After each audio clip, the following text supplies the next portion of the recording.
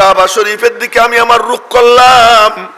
আল্লাহু আকবার বলে নামাজে দাঁড়াইলাম, কাবা শরীফের দিকে রুখ করছি। এবার মনে মনে বলি, মালিক, যে কাবার দিকে রুখ করে নামাজ পড়ি, কবে একবার সেই কাবা দেখবো, কবে তুমি দেখাবা?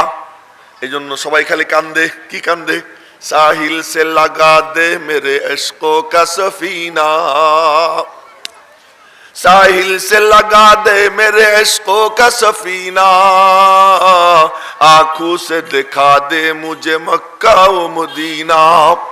মালিক, এই চোখ দিয়া মক্কা মদিনা দেখাইয়া দাও, খানায় কাবা দেখাইয়া দাও।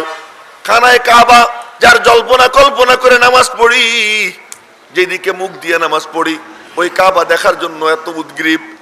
আচ্ছা বলেন তো, আমি যখন নামাজের মধ্যে বলি আল্লাহুম্মা সাল্লি আলা মুহাম্মদ ওয়া আলা আলি মুহাম্মদ, মনে চাই কিনা যার উপরে দুরূদ পড়ি তারে যদি একবার দেখতে পারতাম? মনে চায় কি চায় না? আল্লাহরেও দেখতে মনে চায়, আল্লাহরেও দেখতে মনে চায়, রাসূলকেও দেখতে মনে চায়। আল্লাহ কয় লা তুদরিকুহুল আবসার, দুনিয়াতে চর্মচক্ষু দিয়ে আমাকে দেখা সম্ভব না। মালিক, তোমারে তো দেখতে মনে চায়।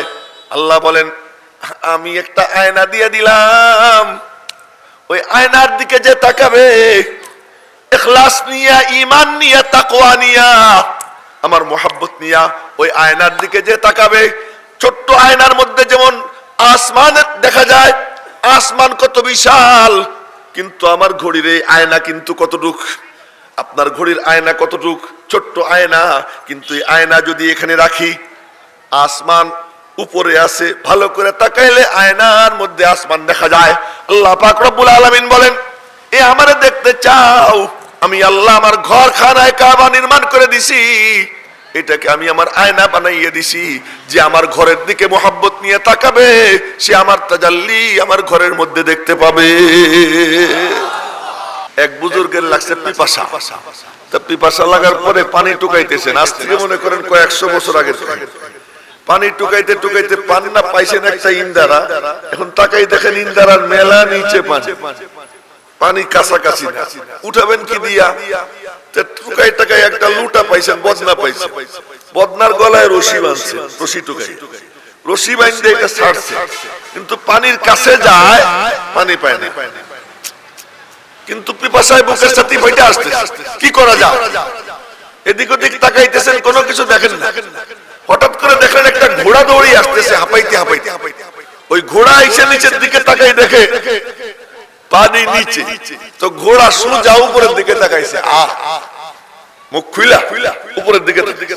মুহূর্তের মধ্যে পানি নিচের থেকে এক লাফ দিয়া ওই কূপের পার পর্যন্ত এসে হাজির হয়ে গেছে।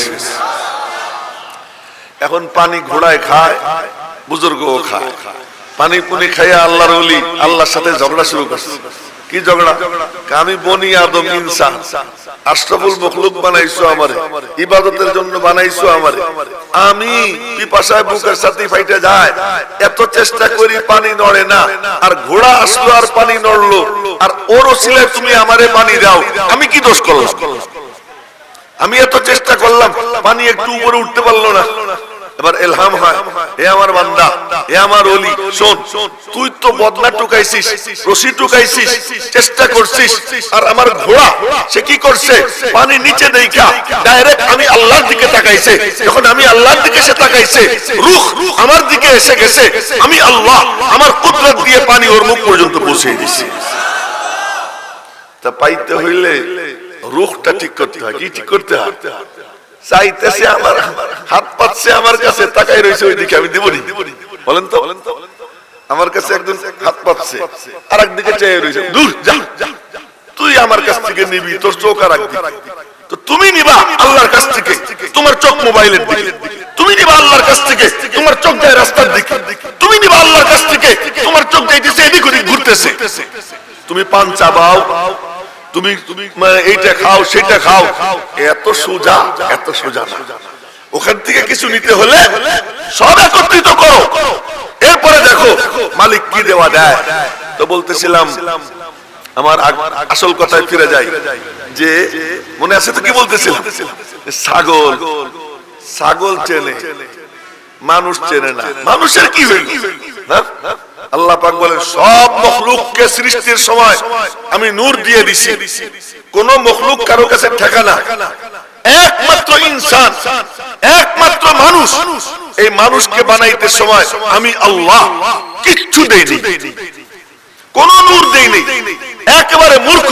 আমার কথা না, আল্লাহ পাকের কথা শুনাইতেছি। আল্লাহু আখরাজাকুম মিন বুতুনি উম্মাহাতিকুম লা তা'লামুনা শাইআ, আমি আল্লাহ তোমাদেরকে বের করছি তোমাদের মায়েদের পেট থেকে। সবাই কমেন্ট যে মায়ের পেট থেকে তো বের করে সকিনা, জরিনা, হাসিনা, খালেদা, তারা না বের করে, কোথায় আল্লাহ কোথায় বের করে? তোমার চোখ নাই, তুমি দেখো না। আল্লাহ পাকের কথা সত্য না আমার চোখের দেখা সত্য? কথা কয় না, আরো জোরে বলেন না।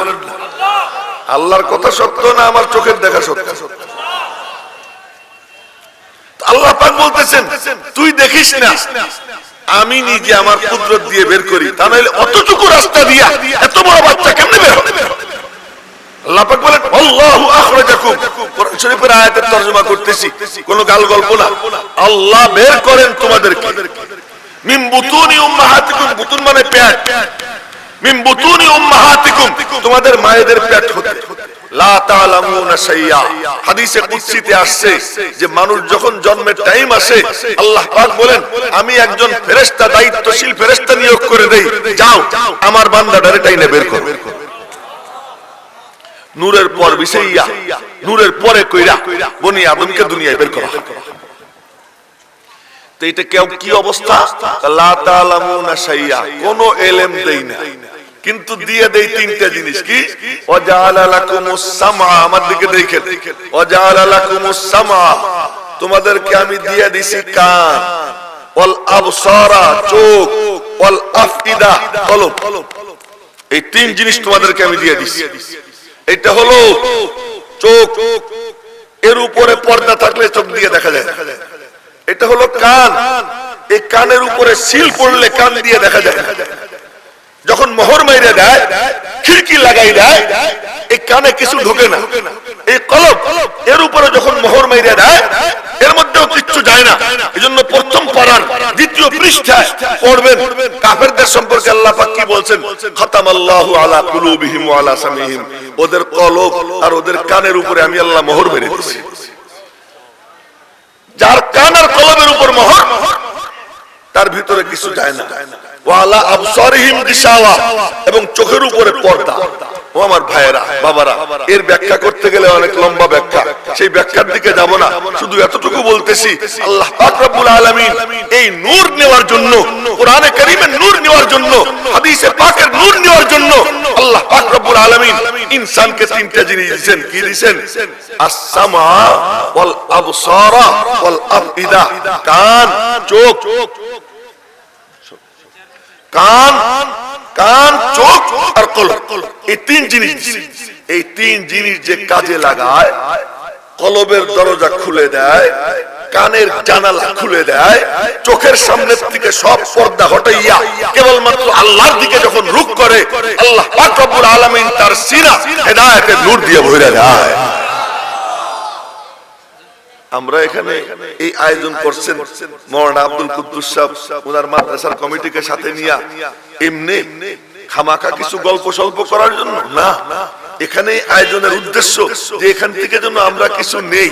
এই আয়োজন ডেকোরেশন যখন করা হয়, মালিক দেয়, নবীজিও দেন না, ওলিও দেন না, দেনেওয়ালা কে? আরো জনগণ, দেনেওয়ালা কে? বুখারী শরীফের এক হাদিস শুনেছি, এই এদিক ওদিক চোখ যাবে না, কিন্তু যার চোখ এদিক ওদিক যাবে তার আমি বকা দেব, সে যেই হন এদিকে তাকাই থাকে। তখন আমি কোরআন হাদিসের আলোচনা কোনো এলোমেলো মজলিসে করি। এখন আমি বুখারী শরীফের হাদিস শুনানোর কথা বলছি, আর এই টাইমে চোখ আরেক দিকে থাকবে। এটা কত বড় বেয়াদব! আদবের দাম কত জানেন? আদবের দাম এত যে সুলতান মাহমুদ গজনবীর কোরআন শরীফ ছিল, এই হলো খাট, খাটে শুবেন, ওই উপরে তাক, তাকের উপরে কোরআন শরীফ, শুইতে গেছেন, এখন দেখেন পা এই দিক, কোরআন শরীফ পায়ের উপরে। মনে মনে বললেন এই কোরআন শরীফের দিকে পা দিব দরকার নাই, কোরআন শরীফটা অন্য রুমে রেখে আসি। উঠছেন, কোরআন শরীফ ধরছেন, চুমু খাইছেন, অন্য রুমে রাখার জন্য রওনা হয়েছেন। মাঝখানে গিয়ে মনে মনে বলতেছেন, আমার কারণে কোরআন শরীফ কেন রুম পাল্টাবে? কোরআন শরীফ তার জায়গায় থাকুক, আমি রুম পাল্টাই। পরে কোরআন শরীফ ওখানে রাইখা উনি অন্য রুমে গিয়ে ঘুমাইছেন। ইন্তেকালের পরে ওনাকে একজন স্বপ্নে দেখে, হযরত কেমন আছেন? আলহামদুলিল্লাহ, আল্লাহ পাক maaf করে দিয়েছেন। কি কোন আমলের বরকতে? ওই রাতে আল্লাহ পাকের কালামের যে আদব করছিলাম, এই আদবের কারণে আল্লাহ তাআলা আমারে maaf করে দিয়েছেন। আজ খুদা খাতিমে তৌফিক আদব বেআদব মাহরুম গশতল ফজল রাব। আল্লাহ পাকের মেহেরবানি পাইতে হইলে আদব লাগে। এইজন্য আমি আপনাদেরকে ধমকাইতেছি আমার নিজের স্বার্থে। আপনাদের সঙ্গে আমার আজকে দেখা হতে পারে জীবনের শেষ দেখা, আর দেখা নাও হতে পারে। এইজন্য আপনাদেরকে খেপাই আমার কোনো লাভ আছে? খেপানোর জন্য না, বরং আপনাদের কামাই করার রাস্তাটা উন্মুক্ত করার জন্য বলতেছি। তো বলতেছিলাম, এই যে বুখারী শরীফের হাদিস কইতে চাইছিলাম, আল্লাহ জানে এখন মনে পড়ছে, যদি ভুলে যেতাম শব্দ শোনার শব্দ শোনা এখন মনে পড়ছে। বুখারী শরীফের হাদিস শুনাইতেছি, আর এই হাদিস যখন এখানে বলবো, তো এই মজলিসের মাঝে আর রওজা পাকের মাঝখানে কোনো বেড়া থাকবে না, কোনো দেয়াল থাকবে না, কোনো পর্দা থাকবে না। রওজা পাক থেকে সরাসরি এই মজলিসের মধ্যে নূরের তাজাল্লি পড়তে আরম্ভ হয়ে যাবে। তো আরো জোরে বলেন না সুবহানাল্লাহ। মাঝে মাঝে জোরেও তো বলতে হয় না, মাঝে মাঝে কি জোরে বলতে হয়, ইখলাসের সাথে বলতে হয়। আর হাদিস যদি শোনেন তা তো বলবেনই। নবীজি বলেন, আত-তাসবিহু নিসফুল মিজান আলহামদুলিল্লাহ ইয়ামলাউহু ওয়া লা ইলাহা ইল্লাল্লাহ লাইসা বাইনাহু ওয়া বাইনাল্লাহি হিজাব হাত্তা তাবলুগা বিহি ইলাল্লাহি তাআলা মাজতানাবাল কাবাইর। নবীজি বলেন, সুবহানাল্লাহ যদি ইখলাসের সাথে বলে আর কবুল হয়ে যায়, মিজানের দুই পাল্লার এক পাল্লা ভরে যায়। আর যদি আলহামদুলিল্লাহ বলে, তো সুবহানাল্লাহ আলহামদুলিল্লাহ দুইটা মিলা দুই পাল্লা ভরে দেয়। আর যদি লা ইলাহা ইল্লাল্লাহ ইখলাসের সাথে বলে, আর যদি সে কবিরা গুনাহ থেকে বাইচে থাকে, সেই লা ইলাহা ইল্লাল্লাহ ওই বান্দা বান্দিকে আল্লাহ পর্যন্ত পৌঁছে দেয়। তো বলবো তো ইনশাআল্লাহ, সুবহানাল্লাহ আলহামদুলিল্লাহ লা ইলাহা ইল্লাল্লাহ। আমার তো গলা ভাঙ্গা, আপনাদের কি গলা ভাঙ্গা? একটু জোরে বলেন না, লা ইলাহা ইল্লাল্লাহ আল্লাহু আকবার। তো বলতেছিলাম যে এখন আমি হাদিস শুনেছি, যখন নবীজির হাদিস শোনানো হয় না, হাদিস হলো একেবারে নূর। নবীজি যখন বলতেন, তো বলার সময় সাহাবীরা চাইয়ে দেখতেন নবীজি কথা বলতেছেন, সামনের দুই দাঁতের ফাঁক দিয়ে নূর বের হইতেছে, দেখতেছেন। ইদা তাকাল্লামা রুইয়া বাইনা সানায়াহু নূর, যখন কথা বলতেন সামনের দুই দাঁতের ফাঁক দিয়ে নূর বের হইতে সাহাবীরা চাইয়ে চাইয়ে দেখতেন। এমন তো সেই হাদিস শুনাইতেছি। হাদিস কি? নবীজির সঙ্গে সাহাবী 300-র উপরে।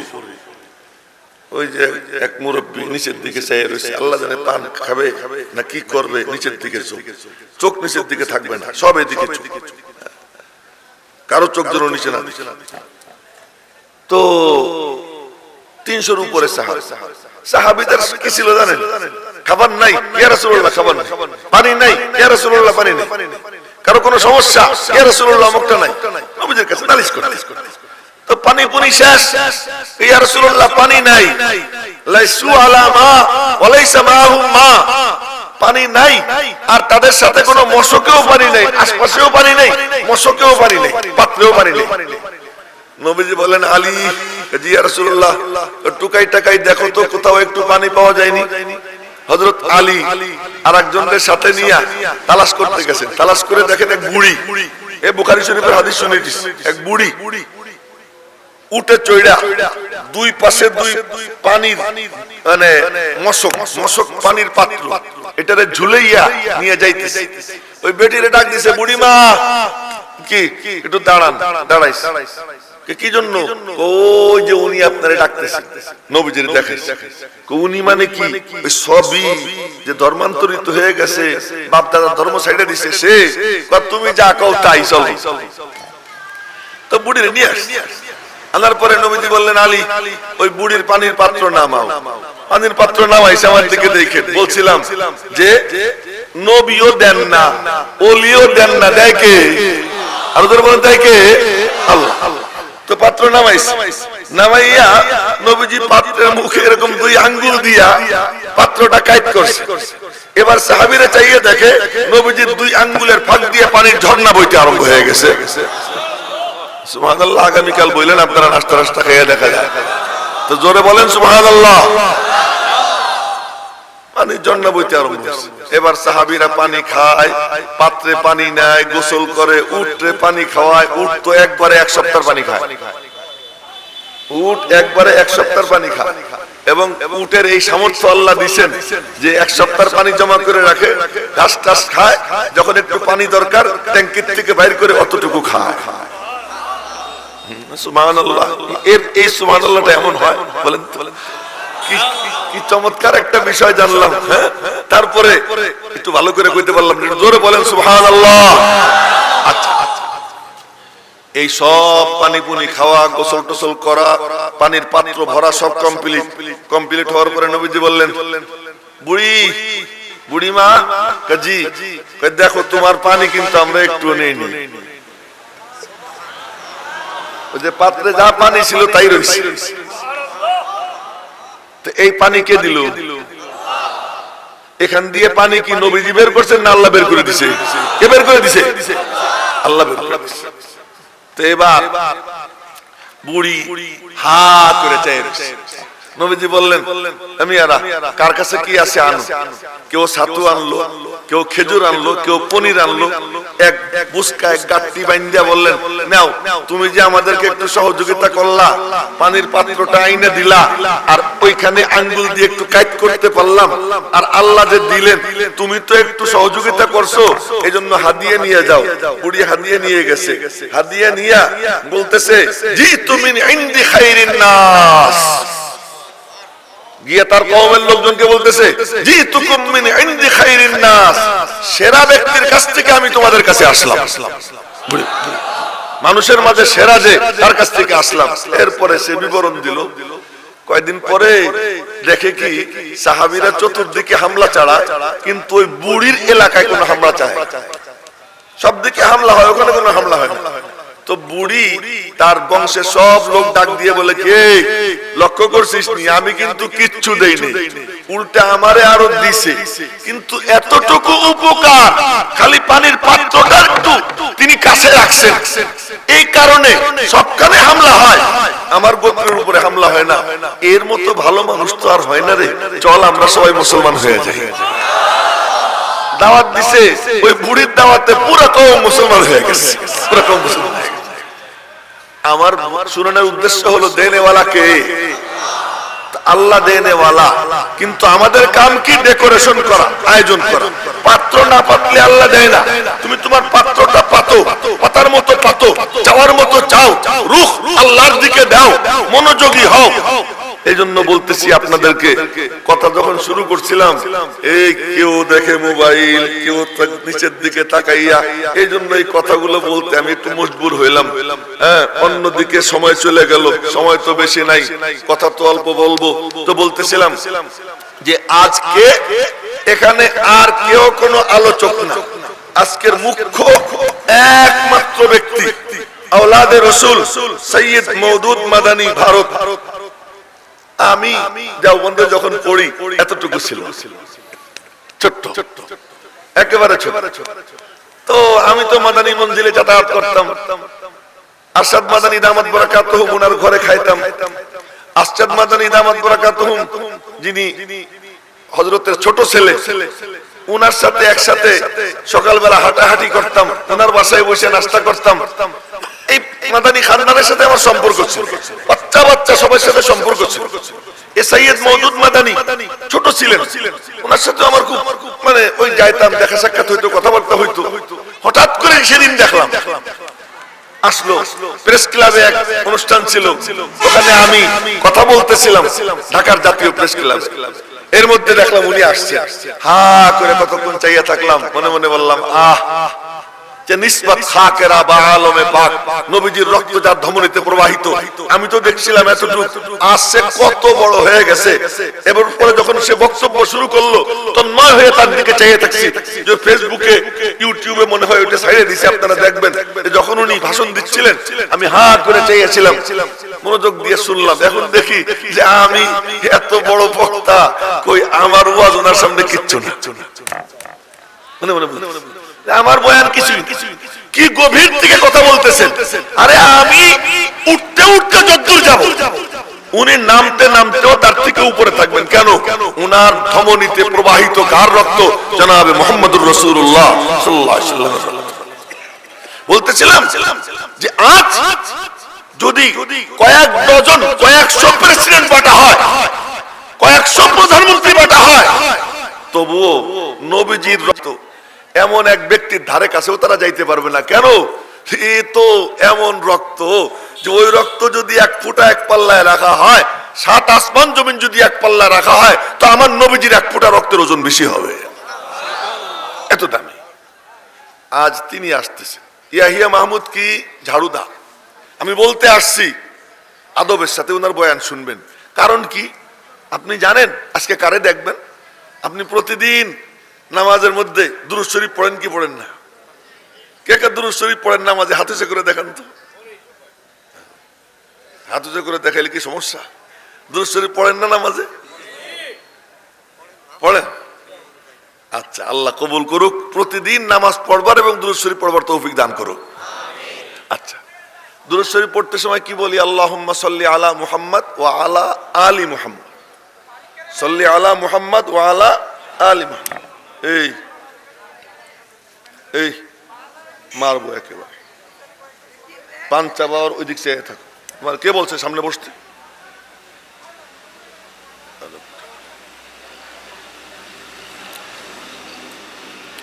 তো আল্লাহ তুমি মুহাম্মদ বলেন না সাল্লাল্লাহু আলাইহি ওয়াসাল্লাম, তার উপরে রহমত নাজিল করো এবং তার পরিবার পরিজন, তার আলো আওলাদের উপর, তার আলো আওলাদের উপর রহমত নাজিল করো।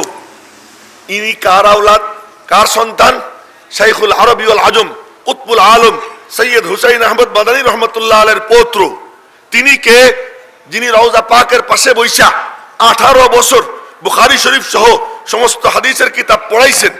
এবং ওনার সাথে আমাদের বাংলাদেশের বড় বড় বুজুর্গরা ছিলেন, হিন্দুস্তানের বড় বড় বুজুর্গরা ছিলেন। রওজা পাকের পাশে গিয়ে সালাম দিছেন, আসসালামু আলাইকা জাদ্দি ইয়া রাসূলুল্লাহ, সালাম আপনার উপর হে আমার নানা আল্লাহর রসুল। এই সালাম দিছেন। আশপাশে যারা ছিল সবাই শুনে কবর মুবারক থেকে আওয়াজ আসতেছে, ওয়া আলাইকাস সালাম ইয়া ওয়ালাদি, তোর উপরও সালাম হে আমার সন্তান। এই বংশের তার পৌত্র আজকে আমাদের মাঝে আসতেছেন। আমি নামাজের মধ্যে যার উপরে আল্লাহর কাছে রহমতের দোয়া করি, এমন একজন সদস্যকে সচক্ষে দেখার সুযোগ আল্লাহ পাক আমাকে দান করতেছে। এজন্য খুশি না বেজার? আচ্ছা, নামাজের মধ্যে কি করি? আমার দিকে দেখেন। নামাজের মধ্যে বলে কি? মুতাওয়াজ্জিহান ইলা জিহাতিল কাবাতিশ শরীফা, আল্লাহু আকবার, নাওয়াইতু আন উসাল্লিয়া। মুখ দিয়ে বলার কোনো দরকার নাই, মনে মনে নিয়ত করে মনে মনে বলা, মুতাওয়াজ্জিহান ইলা জিহাতিল কাবাতিশ শরীফা, কাবা শরীফের দিকে আমি আমার রুখ করলাম। আল্লাহু আকবার বলে নামাজে দাঁড়াইলাম, কাবা শরীফের দিকে রুখ করছি। এবার মনে মনে বলি, মালিক, যে কাবার দিকে রুখ করে নামাজ পড়ি, কবে একবার সেই কাবা দেখবো, কবে তুমি দেখাবা? এই জন্য সবাই খালি কান্দে। কি কান্দে? সাহিল সে লাগা দে মেরে ইশকো কা সফিনা, साहिल से लगा दे मेरे इश्कों का सफीना, आंखों से दिखा दे मुझे मक्का ও মদিনা। মালিক, এই চোখ দিয়া মক্কা মদিনা দেখাইয়া দাও, খানায় কাবা দেখাইয়া দাও।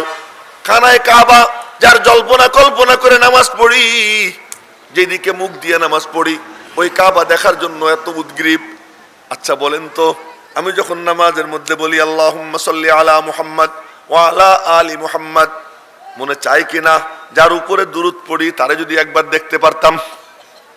মনে চায় কি চায় না? আল্লাহরেও দেখতে মনে চায়, আল্লাহরেও দেখতে মনে চায়, রসুলকেও দেখতে মনে চায়। আল্লাহ কয় লা তুদরিকুহুল আবসার, দুনিয়াতে চর্মচক্ষু দিয়ে আমাকে দেখা সম্ভব না। মালিক তোমারে তো দেখতে মনে চায়। আল্লাহ বলেন আমি একটা আয়না দিয়ে দিলাম, ওই আয়নার দিকে যে তাকাবে ইখলাস নিয়া, ঈমান নিয়া, তাকওয়া নিয়া, আমার মোহাব্বত নিয়া, ওই আয়নার দিকে যে তাকাবে, ছোট্ট আয়নার মধ্যে যেমন আসমান দেখা যায়, আসমান কত বিশাল, কিন্তু আমার ঘড়ির এই আয়না কিন্তু কতটুক, আপনার ঘড়ির আয়না কতটুক, ছোট্ট আয়না, কিন্তু এই আয়না যদি এখানে রাখি, আসমান উপরে আছে, ভালো করে তাকাইলে আয়নার মধ্যে আসমান দেখা যায়। আল্লাহ পাক রব্বুল আলামিন বলেন এ আমারে দেখতে চাও, আমি আল্লাহ আমার ঘর খানায় কাবা নির্মাণ করে দিছি, এটাকে আমি আমার আয়না বানাইয়ে দিছি, যে আমার ঘরের দিকে মোহাব্বত নিয়ে তাকাবে সে আমার তাজাল্লি আমার ঘরের মধ্যে দেখতে পাবে। খানায় কাবা আয়নায়ে তাজাল্লিয়াতে রব্বানি হ্যায়, আল্লাহ পাকের তাজাল্লির আয়না খানায় কাবা। আরে নবীজিরে দেখতে চাও, আমার উস্তাদ আল্লামা নাসির আহমদ খান সাহেব রহমতুল্লাহ আলাইহি, দারুল উলুম দেওবন্দের উস্তাদ, ওনার কাছে বুখারী শরীফ পড়ছি। শেষ সবক যেদিন পড়লাম সেদিন উনি বলতেছেন मैंने ख्वाब में देखा, बोलते सुने, मैंने ख्वाब में देखा कि मदनी मंजिल के सामने एक बुजुर्ग खड़ा है, पूछा कौन है, तो मुझसे कहा गया खाजा अब्दुल मुत्तलिब है। যে আমি জিজ্ঞেস করলাম যে এই মাদানী মঞ্জিলের সামনে এই মুরব্বি দাঁড়ানো কে ইনি, তা আমাকে বলা হলো ইনি খাজা আব্দুল মুত্তালিব। বলে আমি তাকাইয়ে দেখি উনকি শক্ল बिल्कुल আসাদ মাদানী जैसी शक्ल है। খাজা আব্দুল মুত্তালিবের দিকে তাকাই দেখি যে খাজা আব্দুল মুত্তালিব রে আসাদ মাদানীর মতো দেখা যায়। এ আমার উস্তাদের কাছে আমি বুখারী শরীফের ঘন্টায় শুনছি, শেষ ঘন্টায়। এই ছেলেটার এখান থেকে উঠে যা, ওঠ, ওদিকে যা, ওঠ।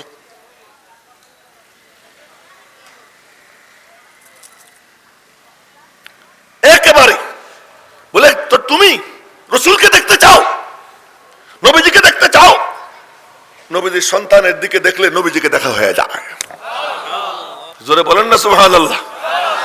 তো আজ আজ আমরা এখানে নবীজির এক সন্তানের দিকে তাকাবো, নবীজির মোহাব্বত নিয়া। কার মোহাব্বত নিয়া?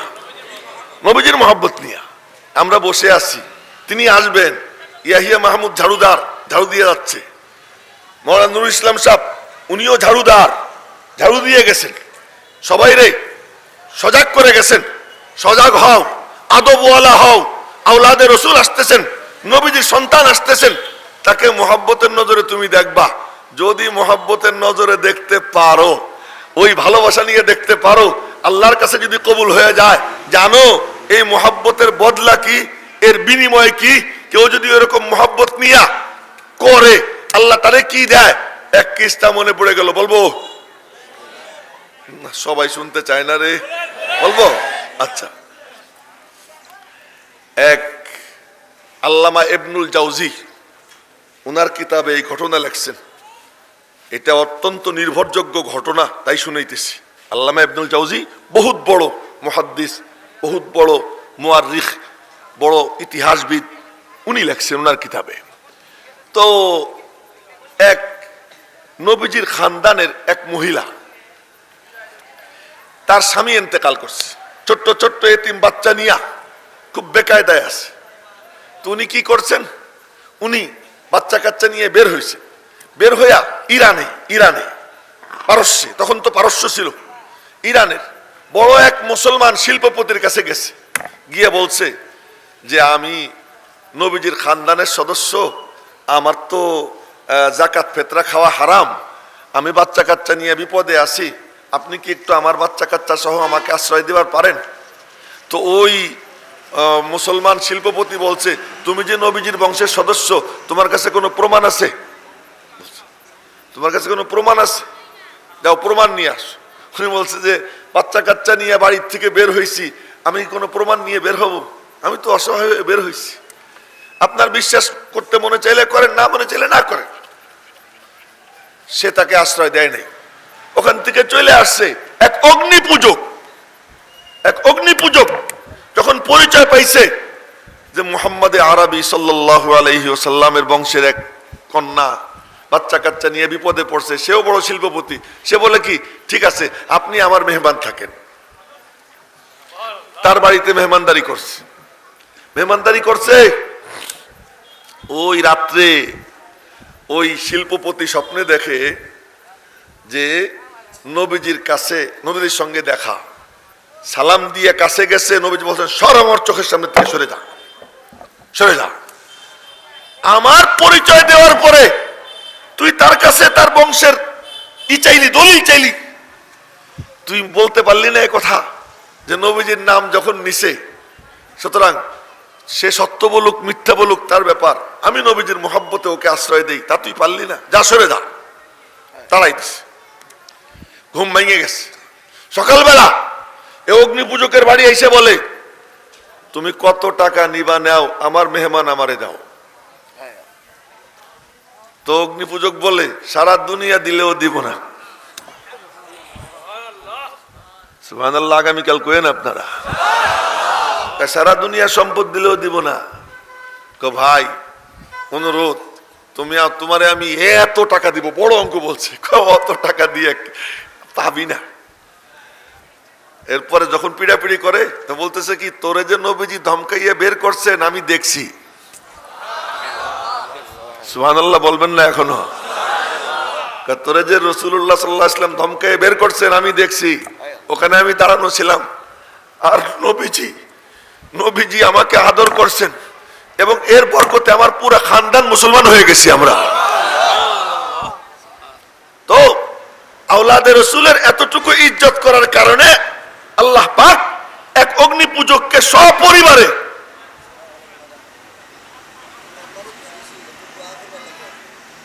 এখন আপনি বসেন, এক নবীজির এক সন্তানকে এতটুকু ইজ্জত করার কারণে আল্লাহ পাক অগ্নি পূজককে সপরিবারে মুসলমান বানিয়ে দিয়েছেন। আজকে যদি নবীজির এক সন্তান আসতেছেন, উনার ইজ্জতে উনার সম্মানের খাতিরে আমি আপনি যদি আদবের সাথে বসে থাকি, নবীজির সন্তান আসতেছে, নবীজির মোহাব্বতে তার চেহারা দেখব, তার দিকে তাকাইলে নবীজিরে দেখা হবে, এই আবেগ নিয়ে যদি বসে থাকি এবং তারে দেখি, তার মুখনিসৃত বয়ান শুনি, আমি আশা করি আল্লাহ পাক আপনাদের সকলের সিনায় নবীজির মোহাব্বতের নূর দান করে দিবে। আর নবীজির মোহাব্বতের নূর যদি সিনায় এসে যায় না, নবীজির ভালোবাসা যদি সিনায় এসে যায়, তোমার মোবাইলের সাউন্ড অফ করো,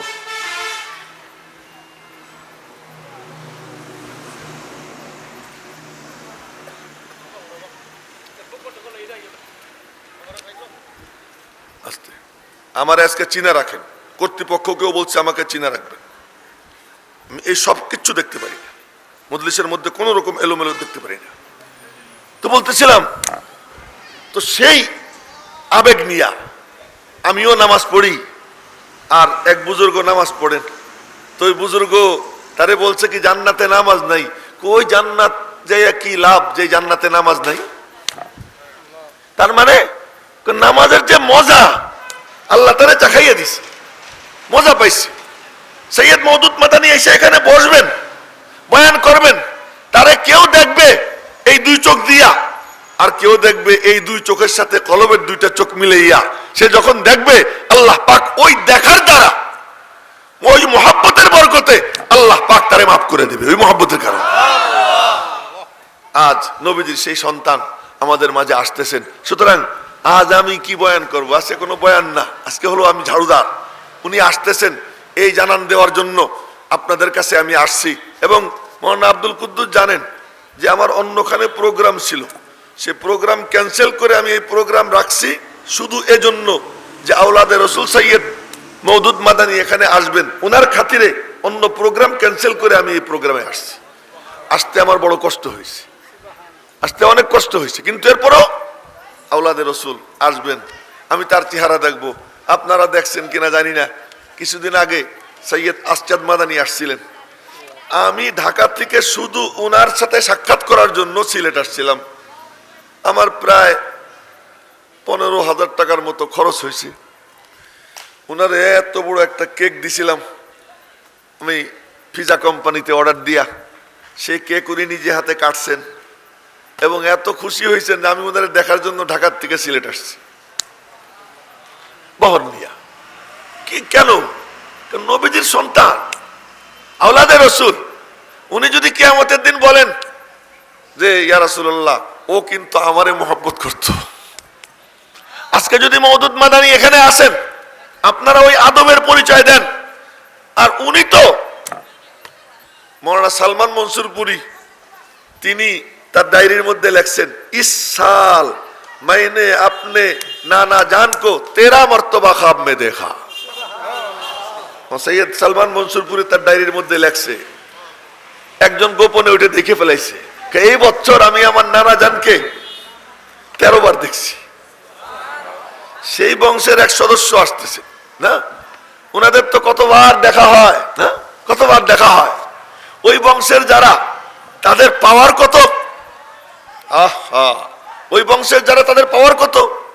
এক বুজুর্গ ছিলেন সৈয়দ আহমদ হাশেম আর রেফাই রহমতুল্লাহ আলাই, নাম মনে রাখবেন তো, সৈয়দ আহমদ হাশেম আর রেফাই রহমতুল্লাহ আলাই। তো এখন তো মাশাআল্লাহ মনে চাইলেই হজ উমরায় চলে যায় মানুষ। আগে তো আর এমন ছিল না, অনেক কষ্ট ক্লেশ করে কত বছর পরে একবার সুযোগ হইতো যাইতো। তো উনি ওরকম অনেক বছর সাধনা করে কিছু টাকার ব্যবস্থা হয়েছে, তো গেছেন, হজ করছেন, হজ করে পরে মদিনা শরীফ গেছেন।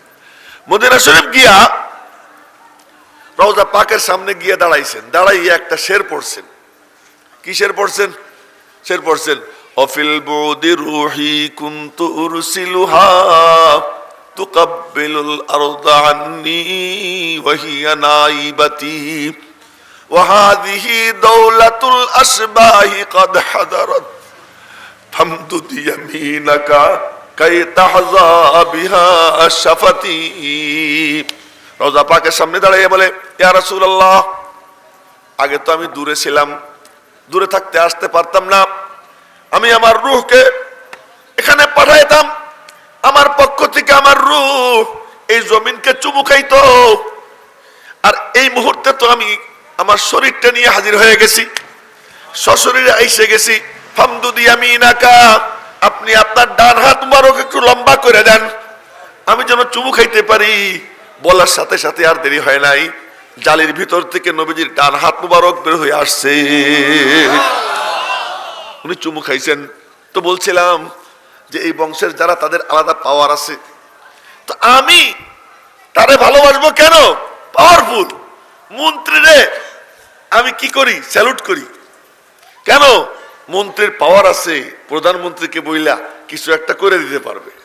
আরে আখিরাতের মন্ত্রী এরা, যাদের সম্পর্ক জনাবে মুহাম্মদুর রাসূলুল্লাহ সাল্লাল্লাহু আলাইহি ওয়াসাল্লামের সাথে। আহা, কথা মেলা মাথার মধ্যে আসতেছে, কোনটা থুইয়া কোনটা বলবো, বেশি বলার সময়ও নাই, আবার রাত্রে ঢাকায় চলে যাব। এই জন্য আমি কথা আর লম্বা করব না। তো আপনাদের কাছ থেকে একটা ওয়াদা চাই, কে কে রাজি আছেন ইনশাআল্লাহ যে আদবের সাথে বসে থাকবেন, ওনার চেহারা দেখে, ওনার মুখ নিঃসৃত বাণী শুনে, বয়ান শুনে সিনাটাকে আলো ঝলমলো বানাইয়া এখান থেকে যাবো? কে কে রাজি আছে ইনশাআল্লাহ? সবাই রাজি আছে তো ইনশাআল্লাহ? আল্লাহ সকলকে তৌফিক দান করুন।